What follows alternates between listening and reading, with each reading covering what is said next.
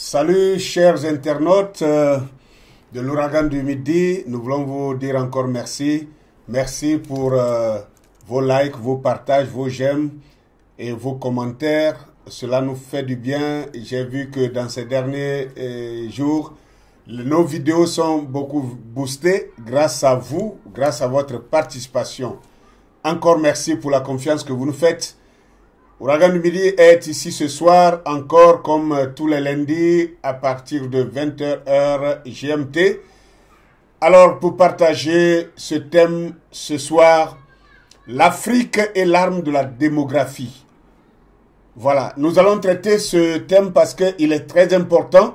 Nous sommes à l'âge ou à l'heure de la géopolitique, où la géopolitique touche tous les plans. Ce n'est pas seulement la politique politicienne, mais aussi le côté religieux, le côté spirituel, le côté économique, le côté culturel, le côté artistique et sur tous les plans. Voilà. Il faudrait que les Africains comprennent maintenant que l'homme noir en général comprenne que la bataille, quand on disait depuis longtemps que la vie est un combat, et que nous avons pris ça juste comme un adage, mais nous réalisons maintenant, au fur et à mesure que nous prenons de l'âge, effectivement que la vie est un combat. Et si c'est un combat, nous devons nous battre pour vivre. Nous devons nous battre pour vivre. Aujourd'hui, le combat d'aujourd'hui pour vivre, le combat qui guette les peuples, ou du moins ce qui menace les peuples aujourd'hui, c'est le combat de la géopolitique. Alors, il y a l'unipolarité, et aussi la, comment on dit ça, la multipolarité. Et l'Afrique ne doit plus continuer dans l'unipolarité. L'Afrique doit opter maintenant pour la pluripolarité, car le monde est en train de se redessiner à nouveau. Alors, je vous demanderai, voilà, un peu de patience, nous allons lire un texte biblique pour servir de base sur ce que nous allons encore dire ce soir. Comme je l'ai dit tantôt, que les énergies du Créateur de l'univers vous soient accordées ce soir, et asseyez-vous confortablement dans vos sièges et commentez, réagissez, montrez que vous êtes là, et pendant que vous suivez cette vidéo. Et quelquefois c'est important de montrer même depuis quel pays vous nous suivez, depuis quel lieu vous nous suivez. C'est très important et cela nous donne encore plus de force et plus de joie pour continuer ce travail-là. Alors, si nous prenons le livre des Psaumes au chapitre 127, Psaume 127, à partir du verset 3 à 5, il est écrit ceci: « Voici les fils sont un héritage de l'Éternel. Le fruit des entrailles est une récompense. » Donc, la Bible dit que les fils sont un héritage pour l'Éternel et que le fruit des entrailles sont une récompense, c'est-à-dire les enfants sont le fruit de leurs entrailles. Comme des flèches dans la main d'un guerrier, ainsi sont les fils de la jeunesse. Donc, la Bible compare nos enfants, les fils et les filles, et aux flèches d'un guerrier, aux flèches d'un guerrier. Les flèches autrefois, aujourd'hui, sont les cartouches, les balles. Voilà. Et il dit, heureux l'homme qui en a rempli son carquois. Ils ne seront pas confus quand ils parleront avec des ennemis à la porte. Donc, si vous avez beaucoup de fils et de filles, alors la Bible compare cela à des flèches nombreuses qui remplissent le carquois du guerrier. Alors, pour ceux qui ne savent pas ce qu'on appelle le carquois, alors le carquois, c'est ce bocal-là dans lequel les chasseurs africains qui utilisaient l'arc et la flèche, ils y mettaient leurs flèches. Et donc, il y a des carquois petits, il y a de grands, et pendant que, quand les chasseurs partaient à la chasse, ça dépendait du temps qu'ils voudraient faire dans la forêt. Et s'il le faisait seulement une journée pour revenir, il prenait le petit carquois et il pouvait mettre peut-être autour de 12 à 15 flèches. Mais quand ils allaient en guerre alors ils prenaient les plus gros carquois qui pouvaient prendre jusqu'à 50, 60 flèches. Voyez-vous? Voilà pourquoi l'Écriture dit ici que les fils sont un héritage de l'Éternel et les fruits des entrailles sont une récompense.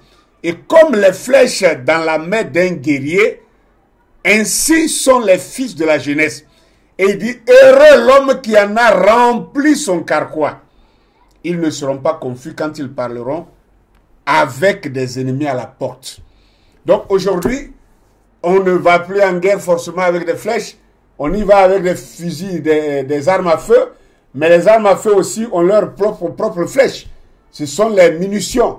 Ce sont les balles. N'est-ce pas? Ce sont les balles. Ce sont les bombes. Ce sont les obus. Ce sont les je ne sais pas quoi. Les grenades et toutes ces choses-là. Alors pendant la guerre, celui qui a plus de chargeurs, vous pouvez avoir votre mitrailleuse et vous tirez. Et si les balles sont finies, que vous êtes encore encerclé par l'ennemi, vous êtes fini. Mais aussi longtemps que vous avez encore d'autres chargeurs, quand les balles finissent, vous prenez encore un chargeur, vous chargez et vous continuez la bataille. Donc, heureux celui qui en a rempli son carquois. Et la Bible est en train de nous montrer que beaucoup de fils permettent de combattre. Beaucoup de fils permettent de résister et de gagner la guerre. Donc, si nous devons gagner la guerre en ayant beaucoup d'enfants, en ayant beaucoup de fils et de filles, alors, suivez mon regard, vous allez voir vers où nous allons partir. Un autre texte nous dit, dans Proverbes chapitre 17, le verset 6, il est écrit, « Les enfants des enfants sont la couronne des vieillards, et les pères sont la gloire de leurs enfants. » Les enfants des enfants sont la couronne des vieillards, c'est-à-dire les petits-enfants. Quand vous avez des fils et des filles, et que vos fils et vos filles vous font aussi des fils et des filles, alors ces enfants-là, de vos fils et de vos filles, que vous pouvez appeler maintenant vos petits-enfants, ceux-là qui vous appellent grand-père, ceux-là qui vous appellent grand-mère, alors ces enfants-là deviennent vous, votre couronne.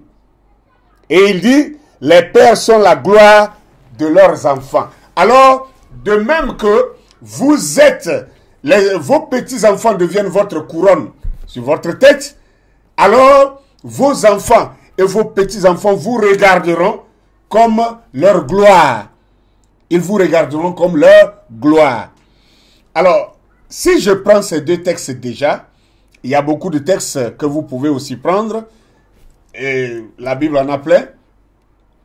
Et dans la Genèse, lorsque, dit-on, Dieu fit Adam et Ève, il les bénit et leur dit, soyez féconds, multipliez, remplissez la terre, assujettissez-la et dominez sur elle.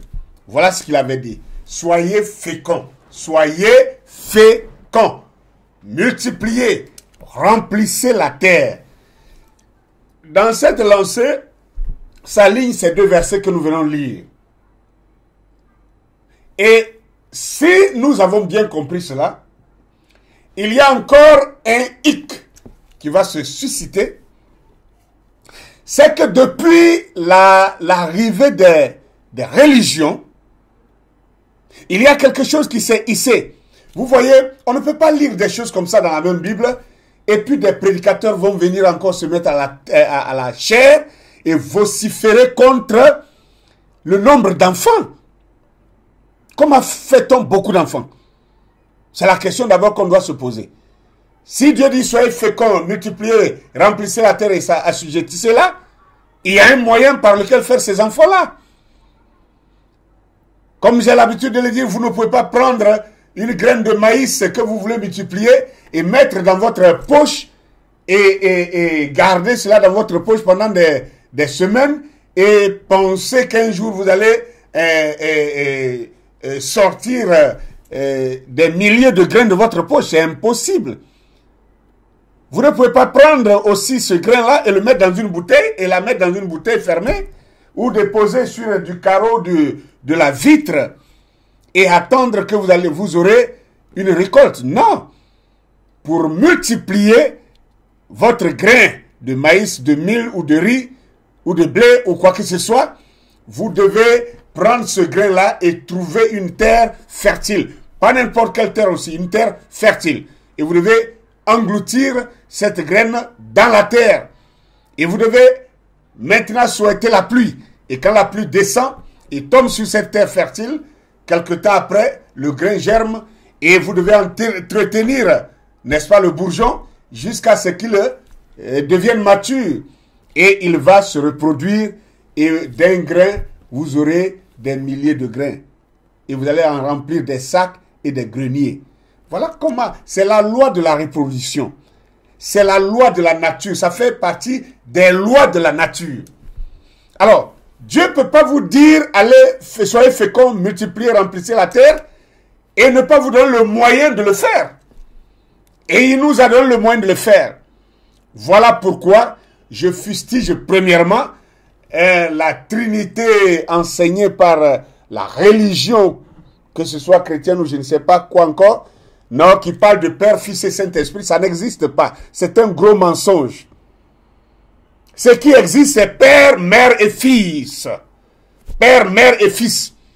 Parce que Père, Fils, Saint-Esprit, tous ce sont garçons. Ils se multiplient comment? Ils se multiplient comment? Pour se multiplier, il faut forcément du féminin. Vous avez aligné 3 masculins et vous parlez de quoi? Voilà pourquoi la religion chrétienne est en train de virer au woubiisme. Voilà, c'est ça. Parce que il y a eu du tripatouage, du mensonge, de la déviation, et ça ne peut qu'aboutir à ça. Voilà pourquoi je soutiens la conception égyptienne qui, elle, est pragmatique et vraie et logique. Parce que il parle d'Osiris, d'Isis et de Hérou. C'est la sainte famille. C'est le père, la mère et le fils. Voilà. Et j'ai même un enseignement dans la semaine à venir où nous allons parler des les quatre êtres vivants qui sont autour du trône selon la Bible. Vous allez voir que ces 4 êtres vivants, ça aussi, ça a été pris en Égypte. Les 7 esprits de Dieu dans la Bible, ça a été pris en Égypte. Les 12 trônes sur les 12. Bon, bref. Nous allons y arriver. Alors ici, vous voyez que Dieu nous encourage à faire beaucoup d'enfants parce qu'il dit que heureux celui qui a beaucoup d'enfants, car celui-ci ne sera pas confus quand il aura à parler avec les ennemis à la porte. Pourquoi aujourd'hui personne n'ose attaquer la Chine? Pourquoi aujourd'hui personne n'ose attaquer l'Inde? C'est les 2 pays les plus peuplés au monde. L'Inde et la Chine seulement, à eux deux seulement, ils font déjà 3 milliards de personnes. Parce que la Chine à elle seule fait 1,4 milliard et l'Inde, non, 1 milliard, presque 500. Et l'Inde fait 1,4 milliard aujourd'hui. Donc les deux déjà font déjà presque la moitié de la population du monde. En plus de cela, ils sont intelligents. Parce que quand vous êtes nombreux, vous devez vous battre pour réussir. Il n'y a pas de paresse. Si vous êtes paresseux, la vie ne vous pardonnera pas. Et donc, plus la vie est dure, plus les gens doivent redoubler d'efforts. Et ça déclenche les talents. Ça déclenche l'intelligence et les capacités de l'homme à prouver de quoi il est capable. Alors, pourquoi je parle comme ça? C'est que j'ai écouté le discours d'un homme, un politicien français du nom de Éric Zemmour. Et je crois que beaucoup d'entre vous avaient écouté son discours où il parlait de la démographie africaine. Où il a dit que la démographie, les Occidentaux devaient surveiller la démographie africaine et ne pas la laisser s'accroître de peur que les Africains viennent pour coloniser les Occidentaux. Il dit que dans les années 1900, il dit toute l'Afrique entière était peuplée de 140 millions d'habitants. Et que pendant ce temps, l'Europe, la petite Europe là, était peuplée de 400 millions d'habitants.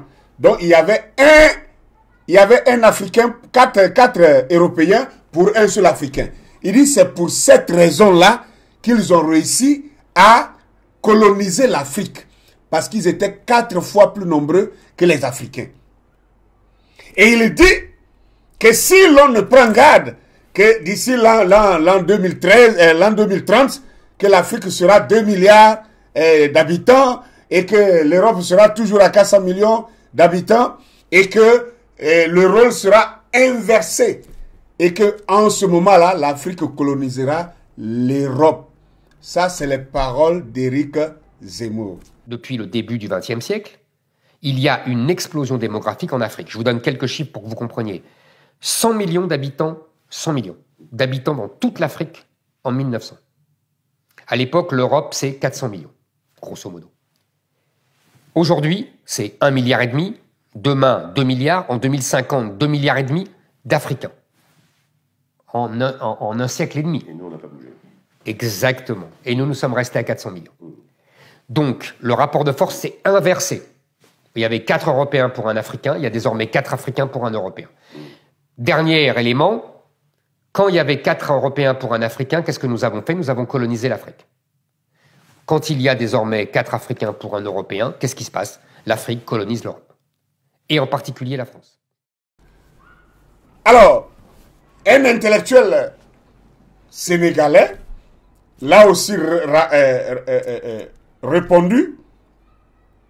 Et je crois que c'est ces deux discours-là que je prends pour chroniquer là dans mon message. Et je voudrais que vous écoutez ceci. L'Occident nous chante tout le temps, n'est-ce pas, que même le chômage, le sous-développement sont dus au fait que les Africains font beaucoup d'enfants. Et que donc, il faudrait contrôler la démographie africaine. Il faut imposer aux femmes africaines à ne pas aller au-delà de 3 enfants, etc., etc. Et malheureusement, nos États africains acceptent cela, acquiescent cela, quoique les populations ne sont pas d'accord. Mais quelles sont les raisons pour lesquelles nous devons réduire notre démographie alors que nous en avons plutôt besoin? Est-ce que ça, c'est une vérité? C'est un mensonge. Nous allons donner les preuves que c'est un faux discours, c'est un discours de la peur et du tremblement de l'Occident qui est en train de voir le géant endormi qui est en train de se réveiller. Une fois, je crois l'année dernière, nous étions en voyage dans un pays européen et là, nous parlions avec des partenaires et l'un d'eux m'a regardé, il a dit vraiment, do you know that Africa is a sleeping giant? Est-ce que tu sais que l'Afrique est un géant endormi? J'ai dit, je le sais mieux que vous. Il dit, oui, l'Afrique est un géant endormi, que le jour où l'Afrique va se réveiller de son sommeil, il dit, tout le monde entier se prosternera au pied de l'Afrique. C'est ce qu'il avait dit, ce monsieur-là. Mais, que veut dire se réveiller? L'Afrique doit se réveiller comment? Elle dort comment? Et elle se réveillera comment? C'est là la question qu'on doit se poser. Alors, moi je pense que le chômage, le sous-développement et toutes ces choses-là, même on accuse l'Afrique, voilà, de pollution et tout ça. On pollue quelle nature? Avec quoi? Nous allons voir tout ça. Moi je dirais, si vous voulez, les véritables raisons, par exemple si je prends le chômage en Afrique, les véritables raisons du chômage, c'est premièrement, moi j'accuse premièrement l'âge même des fonctionnaires. Autrefois, on entrait à la fonction publique autour de 25 ans. et à 55 ans, on partait à la retraite. Et depuis quelques années en arrière, nous avons copié l'Occident et on a repoussé l'âge de la retraite des fonctionnaires à 60 ans. C'est-à-dire même on rêve d'aller à 65 ans. D'autres même veulent qu'on pousse jusqu'à 70 ans. Comme si on voulait que l'homme travaille toute sa vie sans jamais se reposer. Parce que on nous fait cotiser pour de l'argent pour la retraite pendant qu'on travaille. Et on ne veut pas qu'on se repose pour bénéficier de cet argent. Parce que ceux qui encaissent cet argent prennent cela, ils le dépensent. Et quand vous arrivez à la retraite, vous n'avez plus, il n'y a plus d'argent pour vous payer. Donc, on va vous faire travailler jusqu'à ce que vous mourrez au travail. Alors, si on prolonge la vie des vieillards au travail, ceux qui sont déjà fatigués, qui n'ont plus de dynamisme, qui ne peuvent plus faire de mise à jour, avec les nouvelles technologies, avec la nouvelle pensée, avec, je ne sais pas, l'intelligence artificielle actuelle. Les vieillards ont besoin, après avoir rendu d'énormes services à leurs différentes nations, de se reposer. Se reposer par la retraite.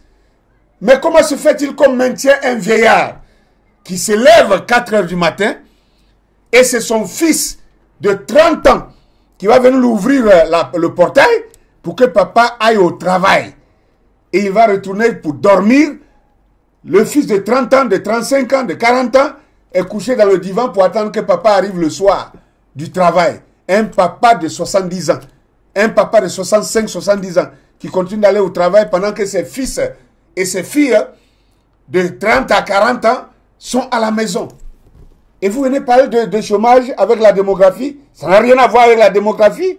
Ça a tout à voir avec le truandage, le trucage de la vie qu'on nous chante tous les jours parlant de démocratie. Ça, c'est quoi ça? Même les plus petits, les enfants qui réfléchissent savent que ça, c'est une fausse idée. Ça n'a rien à voir. Ils font ça bien au contraire pour mettre les populations en difficulté. Deuxième chose, la robotisation. La robotisation des emplois qui met en chômage les humains et multiplie les robots. Les hommes et les femmes qui ont besoin de travail et qui devaient, ceux-mêmes qui travaillaient déjà, on fabrique des robots, on vient les remplacer et on met les gens dehors en chômage pour que les machines travaillent. Mais si une seule personne a une compagnie qui embauchait peut-être 6 000, 10 000, quelquefois même 20 000 personnes, donc chaque personne qui travaille dans cette entreprise-là représente déjà une famille. Donc ça fait déjà 6 000, 10 000, 20 000 familles. Et vous les mettez dehors, vous les remplacez par des robots qui travaillent. Le robot n'a pas besoin de salaire. Le robot, il n'est pas payé. Donc tous ces salaires-là reviennent à un seul individu, le patron ou le propriétaire de la compagnie en question. Mais comment vous pouvez faire une chose pareille et revenir nous parler de démocratie? Comment on peut faire une chose pareille? Si les lois existent, si les lois sont vraiment vraies, si les idiots n'empêchent pas les intelligents de réfléchir, alors je crois qu'on ne devrait pas encourager la robotisation qui remplace les travailleurs. Troisième chose, les postes qui reviennent aux hommes, qui revenaient aux hommes, je vais parler de hommes masculins. Les postes qui revenaient aux hommes et qui est plutôt, vous voyez, les hommes sont plutôt les pourvoyeurs dans la famille. Quand un homme travaille, il prend soin de toute la famille. C'est lui qui doit s'occuper des loyers, du loyer, c'est lui qui doit s'occuper de sa femme, de ses enfants, des factures, de la scolarité, et voilà, tout. Papa, je suis malade. Ah non, l'enfant chauffe. Et c'est papa, mais quoi? L'enfant n'a pas payé, le bic est fini, c'est le papa. Et bon, la scolarité, à la fin de ce mois, si vous n'avez pas payé, on renvoie l'enfant. C'est papa. Et voilà, bon, comment on appelle la facture de l'électricité ou de l'eau est venue. C'est papa. Toutes ces choses-là, c'est le père qui s'occupe de ça. Et on met les hommes dehors et on recrute des femmes sciemment, que les femmes m'excusent. Vous êtes piégés et nous sommes tous piégés avec vous. Quand ça a été fait, les femmes ont commencé à travailler. Bon, vous allez trouver que c'est normal que les femmes travaillent. Je ne serai pas aussi méchant pour dire que ce n'est pas bien que les femmes travaillent. Mais je vous assure que si c'était à reprendre, ce serait mieux qu'elles ne travaillent pas. Parce que les femmes, elles sont faites pour être prises en charge par leur mari. C'est ça qui est correct. Sur 100 femmes, si vous prenez les femmes qui travaillent sur 100, les femmes ne s'occupent pas de la famille. Même quand elle a un salaire plus fort que celui de son mari, le mari doit encore lui donner l'argent de poche, l'entretenir et s'occuper des charges de la maison et tout ça. Excusez-moi les femmes. J'ai une femme moi-même aussi et je l'aime bien. Et je suis né d'une femme. Mais je suis désolé de vous dire la vérité que une femme avec son salaire qui est supérieur à celui de son mari, mais le mari va prendre encore toutes les charges et la femme, tout son salaire ne va que dans les pommades, dans les sacs des chaussures, dans les habillements et tout ça. Ça tourne autour de ça. Je ne dis pas que toutes les femmes sont comme ça, mais la majorité, vous le savez, vous savez que c'est vrai. Donc l'homme est pourvoyeur. L'homme est naturellement pourvoyeur. Si les emplois, le peu d'emplois qui restent revenaient seulement aux hommes, je crois que nous aurions des familles équilibrées. Parce que les femmes resteraient à la maison et elles prendraient soin des enfants. Parce que entre le père et la mère, celui qui éduque mieux les enfants, ce n'est pas le père, c'est la mère. Et c'est le manque d'affection de la mère à l'enfant qui crée les enfants de rue. Allez chercher un peu ce qu'on appelait les enfants rois en Europe. Les enfants rois. Cela est arrivé après la Première Guerre mondiale. Quand les hommes étaient allés en guerre et étaient morts comme des mouches, et que les femmes étaient restées avec les enfants à la maison, ne sachant quoi faire, elles ont cherché du travail dans les usines. C'était la première fois qu'on cédait des postes à des femmes dans les usines. Et pendant qu'elles travaillaient dans les usines, elles n'avaient plus le temps de prendre soin de leurs enfants. Et les enfants restaient à la maison, livrés à eux-mêmes. L'enfant pouvait casser les verres qu'il veut. L'enfant pouvait casser la télévision, faire ce qu'il veut. Et personne n'était là pour dire à un enfant, ne fais pas ci, ne fais pas ça. Et tous ces enfants-là sont devenus des brigands, des voyous. Ce qu'on a appelé les enfants rois. Parce que l'enfant roi, c'est celui-là qui fait ce que lui-même il veut. Puisqu'il n'y a personne. Le père est déjà en guerre. Peut-être qu'il est mort là-bas. La mère qui devait rester pour prendre soin des enfants n'est pas présente. Elle allait lutter dans les usines pour avoir un petit salaire pour venir nourrir les enfants. Donc toute la journée, elle n'est pas là. Il y en a qui travaillaient 3 jours avant de descendre et remonter. D'autres travaillaient toute la journée et revenaient la nuit. D'autres travaillaient la nuit pour revenir le jour, etc. Donc, elle n'avait plus de temps pour veiller sur les enfants. Voilà comment les enfants ont commencé à dérailler. Et aujourd'hui, nous voyons tout ce que cela est devenu dans le monde entier. Donc, la mère est la véritable éducatrice des enfants dans un foyer. Le père vient en soutien. Parce que le père étant pourvoyeur, chaque matin, c'est le père qui doit sortir hors du foyer pour aller chercher, pour venir nourrir toute la famille et prendre soin et de sa femme et de ses enfants. Mais aujourd'hui, soit le père il est au travail, la mère est au travail, les deux sortent à 5 heures du matin, les enfants sont encore en train de dormir. Les gens rentrent, les deux parents rentrent le soir, certains à 20 heures, certains à 22 heures, certains même à 22h30. Les enfants sont encore aussi en train de dormir. Donc, du lundi jusqu'au vendredi, les enfants ne voient pas leurs parents. Les parents ne voient pas les enfants. Et quelquefois, les samedis, même d'autres travaillent. Et le dimanche, la religion encore nous tire pour aller et les enfants n'ont pas le temps de voir leurs parents. Mais ces enfants-là, quelle affection auront-ils? Zéro affection, zéro.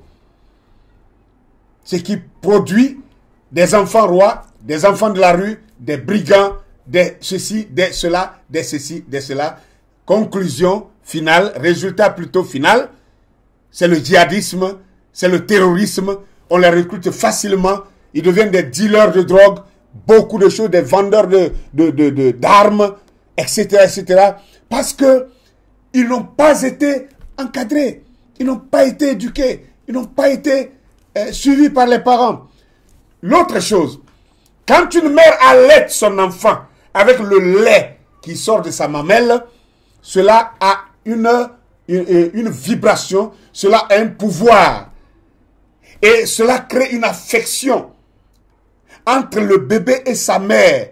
Dès le bas âge, dès qu'il est bébé, jusqu'à ce qu'il grandisse, il a un visage. Chaque fois qu'il est en train de téter, il voit le visage. Il voit la douceur, les caresses de la mère. Ça aussi, on a remplacé les mamelles, on a remplacé les seins des femmes par les biberons. Pour ne même plus qu'il y ait contact entre l'enfant et sa mère. Voyez-vous? Les maux de notre société, c'est ce que je suis en train d'écrire. Alors, avançons pour voir. Nous allons voir aussi que, après cela, il y a ce qu'on a appelé la monogamie. Ah non, la Bible dit, Dieu a fait dormir Adam, et après il a pris une corde, il a fabriqué Adam, et quand Adam s'est réveillé, Dieu a dit, et il a dit, voici cette fois-ci celle qui est os de mes os, chair de ma chair, je l'appellerai femme. Donc il n'a pas dit mes femmes, ma femme. C'est tout ton argument qui est là. C'est ça l'argument qui montre que, alors, quelqu'un qui marie plus d'une femme, il va en enfer. C'est ça ton argument? Pitoyable. Vous faites pitié, prédicateur de la colonisation, de la prolongation de la colonisation. Les prédicateurs de l'évangile colonial qui condamnent les gens qui ont 2 femmes, 3 femmes, 4 femmes. Moi, j'en ai une seule. Je n'en ai qu'une seule et c'est mon choix. Mais je ne condamnerai jamais quelqu'un qui a 2, 3, même s'il veut 10. C'est son droit. S'il a les moyens, qu'il aille de l'avant. Parce que si vous trouvez que les polygames vont en enfer, Abraham, que vous appelez le père de votre foi, là, il sera le premier en enfer. Parce qu'Abraham était un polygame. Vous parlez d'Israël, vos 12 tribus d'Israël sont issues de combien de femmes? Jacob en a fait 12 tribus avec 4 femmes. Un polygame. Donc si les polygames vont en enfer, votre Jacob avait les 12 tribus. Tout le monde en enfer. Il y a plein de choses. Moi, j'ai enseigné là-dessus. J'ai pris ici 2 mois, 8 semaines pour parler sur le vrai mariage. On a parlé de la polygamie. Les prédicateurs font honte. Font honte des prédicateurs perroquets qui répètent un évangile colonial qui a été donné à dessein pour déstructurer les familles africaines. Et vous êtes tombé dedans et vous continuez de répéter, vous pensez que vous avez raison. Vous devez avoir honte de faire ça. Ça, c'est l'un des points.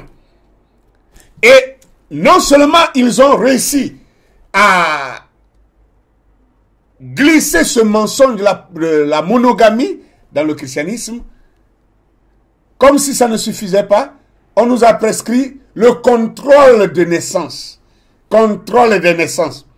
Et dans le contrôle des naissances, c'est quoi? Les implants, les pilules, je ne sais quoi encore, les contraceptifs, etc., etc., etc. Mais je vais vous dire, consultez tous les médecins. Demandez à tous les médecins, jusqu'aux professeurs en médecine, ils vous diront, il n'y a aucune contraception qui ne soit dangereuse. Toutes les contraceptions sont porteuses de germes cancérigènes. Tout le monde le sait, mais quand même on le fait. Ils le savent, mais ils vous prescrivent cela. Parce que cela est dicté de derrière là-bas, en haut là-bas. Pour tuer vos familles, pour tuer vos foyers, pour tuer vos enfants, pour réduire votre démographie. Et bêtement, on suit ça. Mais pourquoi? Pourquoi? Pourquoi faisons-nous ça? Et on revient, les dimanches, on remplit les églises. Alléluia, alléluia. Des criminels. Tous des assassins. Tous des massacreurs. Parce que quand on sait que ça tue et qu'on ne dit rien et qu'on encourage, alors on est un criminel. On est un assassin. Les pilules qu'on prend par la bouche, contraception, c'est ça qui finit par les cancers de sein. C'est qu'ils mettent dans l'intimité. Ça finit par les cancers de l'utérus. Les implants. Ça finit toujours par les cancers de sang. Beaucoup de choses. Même les défrisants. On a fait des enquêtes, on s'est rendu compte que beaucoup de femmes qui souffrent de cancer aujourd'hui, c'est à travers les défrisants des cheveux. Ce n'est pas moi. Tout est là. Mais il faut qu'on en parle. Alors, maintenant, vous allez voir que quand Éric Zemmour dit qu'en 1900, que l'Afrique, toute l'Afrique entière, était peuplée de 140 millions d'habitants, comment est-ce possible? Non, je ne suis pas en train de dire que c'est faux. Mais qu'est-ce qui était arrivé à l'Afrique pour que toute l'Afrique entière soit seulement à 140 millions d'habitants? Ce qui n'est que la moitié de la population du Nigeria aujourd'hui. Mais c'était toute l'Afrique entière. Je vais vous le dire. C'est que en 1900 déjà, en 1900, l'Afrique avait déjà souffert de plusieurs siècles de traite négrière. Et avant cela, on ne parle que de la traite négrière, mais la traite arabo-musulmane qui a duré aussi presque 100 ans. Où les Arabes venaient prendre les Africains pour aller les vendre. Où on les castrait. Ceux qui arrivaient en Arabie et autres, dans leur pays bizarre là-bas, on les castrait pour ne pas qu'ils se reproduisent. Et surtout pas qu'ils aient des enfants avec les Arabes. Et on dit dans les castrations, il y a des millions qui mouraient. Donc, l'Afrique a d'abord été vidée de sa démographie pendant toutes ces périodes-là, jusqu'à ce que les Occidentaux trouvent que c'était un commerce juteux, ils se lancent dedans, et c'est devenu la traite négrière, où ils ont encore vidé l'Afrique, avec près de 200 millions d'Africains déportés de chez eux. Burkina, Mali, Niger, Togo, Bénin, Ghana, Côte d'Ivoire, Guinée, Angola, Centrafrique, RDC, Congo, je ne sais pas, partout, on captivait les Africains partout. Et on les débarquait. Et ceux qui résistaient, d'abord, dans chaque village, il y avait des batailles pour ne pas qu'on attrape mon fils ou le fils de l'autre. Les habitants se battaient, les villageois se battaient et on les tuait. On tuait pratiquement dans certains villages, on rasait certains villages pour prendre que 10 personnes. Et les 10, quand on les prenait, qu'on partait encore ceux qui étaient malades, on les balançait dans la mer. Donc, voilà ce qui a décimé la démographie africaine pour qu'en 1900, on ne se retrouve qu'avec 140 millions de personnes pour toute l'Afrique entière. Alors, maintenant, aujourd'hui, on va se dire, non, bon, c'est une histoire passée, il faut oublier, ne faites pas de la victimisation. Vous êtes malade, vous qui n'avez pas vécu ça, qui parlez comme ça. Vous devez vous repentir vous-même d'ailleurs.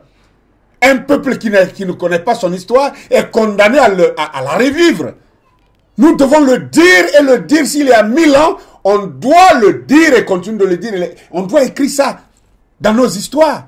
Nos enfants doivent apprendre ça pour savoir comment vivre, pour ne plus revivre la même chose. Comment on peut dire qu'on est en train de se victimiser? Mais c'est une réalité. Alors, aujourd'hui, cette même castration qui était utilisée autrefois pour détruire la démographie africaine, la même chose est là. elle est même plus sophistiquée aujourd'hui. C'est qu'on vous a prescrit la monogamie. Vous avez gobé ça. Mais ils ont vu que, malgré tout, l'Africain avec une seule femme peut faire jusqu'à 14, 15, 16 enfants. Alors donc, on vient nous prescrire maintenant le contrôle de naissance. AIBF, ATBF, ABBF. Beaucoup de choses. Contrôle de naissance. Et nous avons encore gobé ça. On a inséré ça dans les prédications de religion. On prêche, on saute, on dit non, c'est Dieu qui a dit. Quel Dieu qui a dit ça? Ce que Dieu a dit, il a dit multipliez-vous, soyez féconds, multipliez, remplissez la terre, assujettissez-la. Dieu n'a jamais dit de cesser de faire des enfants. Dieu n'a jamais dit de diminuer votre démographie. C'est lui qui dit remplissez la terre. Et aujourd'hui, des gens ont fait des statistiques et il est prouvé que avec tous les 8 milliards d'habitants sur la terre, que si on veut regrouper tous les 8 milliards de personnes, nous tous, on peut aller habiter au Brésil. Le Brésil est l'un des plus grands pays du monde après la Russie. On peut habiter au Brésil et chaque habitant aura 1000 mètres carrés pour lui seul. Donc, si tout le monde entier peut vivre au Brésil et l'Amérique, toute l'Amérique sera libre, l'Afrique sera libre, l'Europe sera libre, l'Asie sera libre, l'océan sera vide, l'Océanie, je veux dire, sera vide. Donc, ça veut dire que la terre est encore vierge. S'il vous plaît, ne tombons pas dans le mensonge des démons qui nous rabâchent les oreilles tous les jours pour dire que non, il y a trop d'humains sur la terre, donc il faut diminuer la population, mais commencez à mourir vous-même. Vous qui avez trouvé ça là, choisissez vous-même, soyez les volontaires à mourir pour nous laisser vivre. Alors aujourd'hui, ils ont sophistiqué cela par le mariage homme-homme et le mariage femme et femme. Ça, c'est la castration la plus dangereuse, la plus grave. Et au point où vous pouvez voir des pasteurs qui tiennent la Bible dans la main et les pasteurs qui se marient, homme et homme, femme et femme. Aujourd'hui même, on trouve maintenant des mosquées gays. Mosquées gays. Mosquées gays. On voit même des filles musulmanes gays. Les chrétiens, là, on n'en parle pas. Parce que les pasteurs se marient et les églises célèbrent des mariages hommes et hommes, femmes et femmes. Grave. Alors,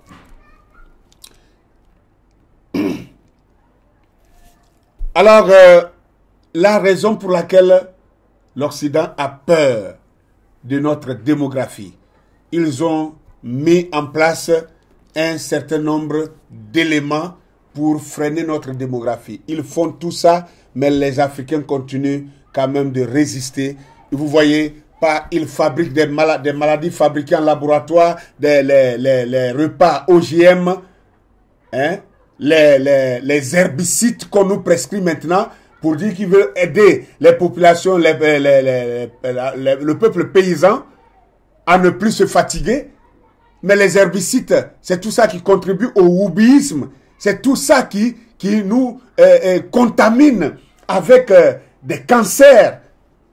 Tout ça. Parce que quand on pompe, ça rentre dans la terre, ça revient dans les tubercules et nous récoltons pour aller manger. Les faux médicaments, les fausses piqûres, la stérilisation, les implants, les pilules, soi-disant contrôle de naissance.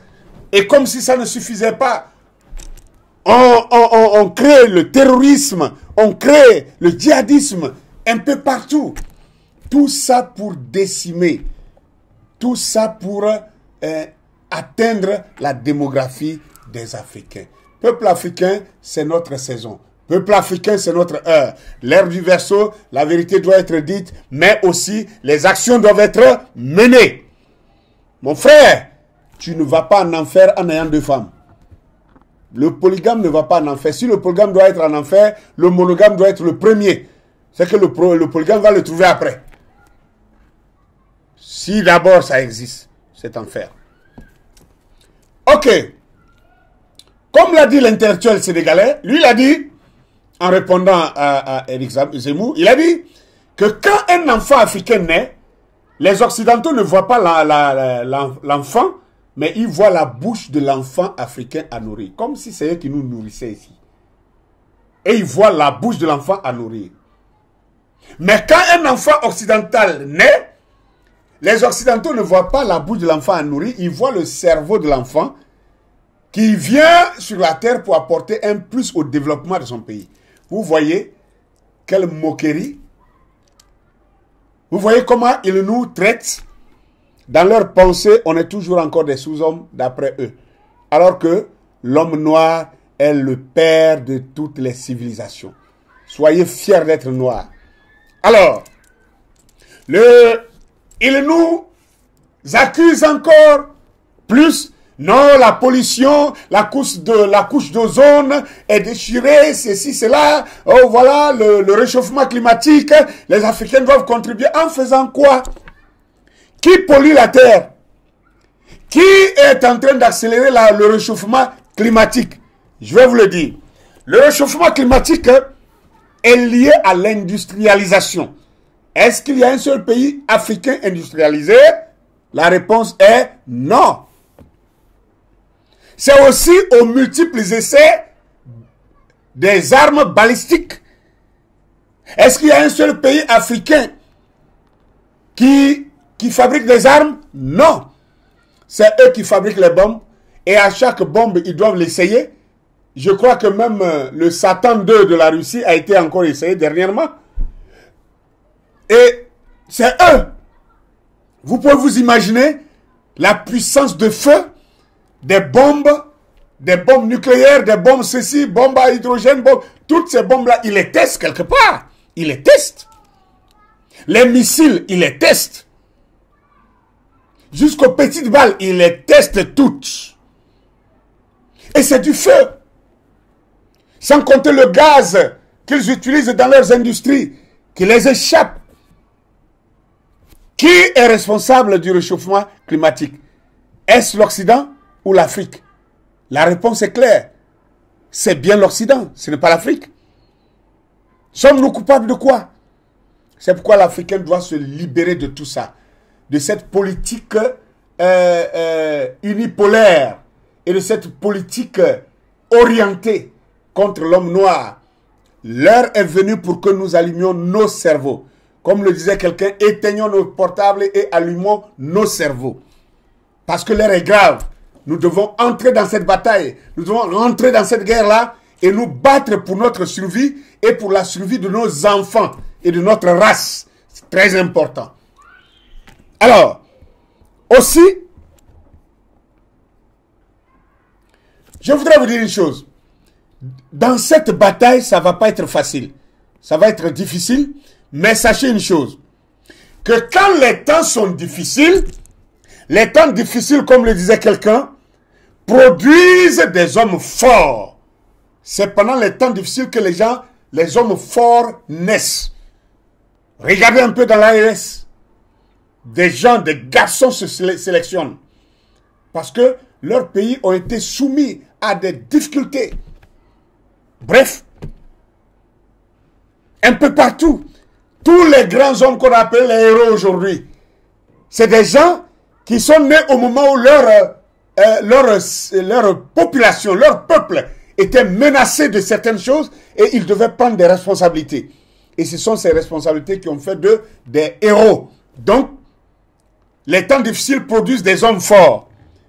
Et quand les hommes forts sortent pendant les temps difficiles, les hommes forts travaillent fort pour changer les temps difficiles en des temps faciles, pour rendre la vie facile à leurs compatriotes. Mais les temps faciles, alors, vont aussi créer des hommes faibles. Les temps faciles produisent des hommes faibles parce que quand vous êtes à l'aise, vous ne faites plus beaucoup d'efforts. Donc les temps faciles produisent des hommes faibles. Et les hommes faibles, comme ils sont déjà faibles, alors ils ne font plus d'efforts, ils ne travaillent plus, ils ne peuvent plus maintenir les temps faciles là, et leur faiblesse va produire encore des temps, va créer les temps difficiles. Et les temps difficiles vont créer encore des hommes forts. Donc vous voyez un peu, donc c'est une opportunité pour nous, chers Africains. Ne dites pas non, ah c'est trop difficile. Oui, c'est quand c'est difficile que les héros naissent. C'est en temps de difficulté que naissent les héros. C'est en temps de difficulté que naissent les défenseurs du peuple. Et soyez l'un d'eux. Soyez l'un d'eux. Ne soyez pas des simples passants inaperçus. Soyez des héros nés qui se battent pour la liberté de leur peuple. Soyez l'un d'entre eux. Alors, maintenant, je voudrais vous donner quelques statistiques que vous voyez les comparaisons. Quand nous regardons un peu les peuples les plus peuplés au monde, mais pourquoi on vient crier dans l'oreille des Africains et des femmes africaines? Non, ah, ne faites pas beaucoup d'enfants, vous les Africains là, vous vous reproduisez. Pourquoi on ne va pas dire ça aux Chinois? Pourquoi ces gens-là qui parlent comme ça ne vont pas dire ça aux Indiens? Pourquoi ils ne vont pas dire ça aux Pakistanais? On va voir un peu d'abord, on va voir. Hein? On n'a qu'à classer, on va faire le classement, on va voir les plus peuplés. Et on va voir où se trouve l'Afrique. Quelle est la place de l'Afrique dans tout ça? La Chine est en premier, au premier rang, avec 1,895,893,465 habitants sur une superficie de 9,597 km². Vous comprenez ça? La Chine à elle seule, toute sa population fait déjà la population de l'Afrique. Pourtant, la Chine a une superficie de 9,597 km². L'Afrique fait 30 millions et quelques de km². Donc vous voyez, l'Afrique est vierge. N'acceptez pas qu'on continue de vous crier dans les oreilles que les Africains sont trop nombreux. On n'est pas nombreux. Les terres africaines sont vierges. J'ai eu l'occasion de voyager dans beaucoup de pays africains et quand vous prenez un car d'Abidjan pour aller jusqu'à Korgo, vous voyez les forêts que vous dépassez. Vous dépassez des forêts sans habitation. Prenez la côtière, c'est pareil. Allez dans le Ghana, vous voyez la même chose. Allez, j'ai traversé un peu le Cameroun, j'ai vu de Yaoundé à Douala, c'est des forêts, pas de villages. Et Congo-Kinshasa, c'est encore pire. Congo-Brazzaville, prenez de Pointe-Noire jusqu'à Brazzaville, allez en car, vous allez voir un peu. Pas d'habitation. Donc l'Afrique est encore vierge. Numéro 2, l'Inde. L'Inde a 1,467,563,842 habitants sur une superficie de 3,287 km². Vous comprenez ça? Mais l'Inde, sur 3 millions de km², ils sont 1,4 milliard d'habitants. Là, on ne va pas leur dire qu'ils sont trop nombreux. C'est aux pauvres Africains qu'on va venir dire que nous sommes nombreux. Les États-Unis sont en 3e position. Les États-Unis font 336 997 624 habitants sur une superficie de 9 834 km². Alors, c'est eux qui vont venir nous dire ici que nous, on est trop nombreux, alors que ils sont classés, ils sont le 3e pays le plus peuplé au monde. Le 4e pays le plus peuplé au monde, c'est l'Indonésie. L'Indonésie avec 273 753 191 habitants sur une superficie seulement de 1 905 km. Vous comprenez cela? Que mes frères du Congo RDC, Congo-Kinshasa réagissent. Vous connaissez la superficie de votre pays. C'est plus de 2 millions et quelques de km². Mais vous ne valez même pas 100 millions d'habitants. À peine 95 millions d'habitants. Alors que ici, l'Indonésie, qui a seulement 1 million, de kilomètres carrés, ils ont 273 millions d'habitants sur leur territoire. Ensuite, le cinquième pays, c'est le Pakistan. Le Pakistan fait 231 millions 402 117 habitants. Sur combien de kilomètres carrés? Sur 881,913 kilomètres carrés. Vous voyez ça? Vous voyez ça? Donc voilà les pays les plus peuplés. Et après ça, en sixième position vient le Brésil. Le Brésil est peuplé de 214 millions. 214 millions 326 223 habitants. Sur une superficie de 8 millions 51 000 kilomètres carrés. Et au moins, ils ont un peu plus de terre. Voyez-vous? Et c'est après ça que vient un pays africain maintenant, en septième position, le Nigeria, qui vient avec 213 millions 401 323 habitants sur 923 768 kilomètres carrés. Après le Nigeria vient le Bangladesh.